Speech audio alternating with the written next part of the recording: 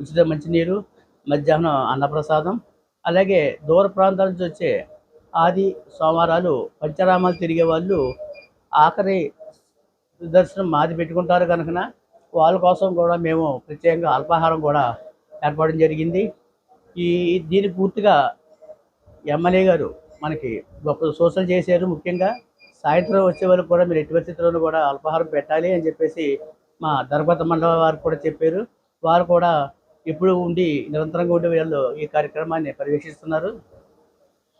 ముఖ్యంగా ప్రతి చోట కూడా కార్తీక పౌర్ణమి రోజుని మాత్రమే జ్వాలాతోరణం చేయడం జరుగుతుంది.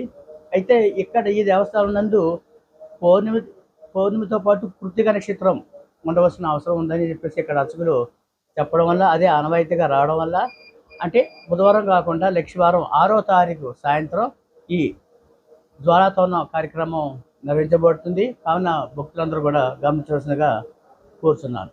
భక్తులు గమనించవలసిన విషయం ఏంటంటే, గత సంవత్సరం వరకు కూడా కార్తీక మాసంలో ఈ తెప్పోత్సవం జరగటం జరిగేది. అయితే ఒక భక్తుడు 11 సంవత్సరాలు కార్తీక మాసంలో మాత్రమే చేసుకుంటానని మొక్కుకోవడం వల్ల ఆయన ఆ కోరిక తీసుకోవడం జరిగింది. అయితే మన ఆగమాచార ప్రకారంగా స్వామివారి అమ్మవారి కళ్యాణం అయిన తర్వాత పుష్పోత్సవం రోజునే ఈ తెప్పోత్సవం చేయాలని మా అర్చకులు నిర్ణయించారు.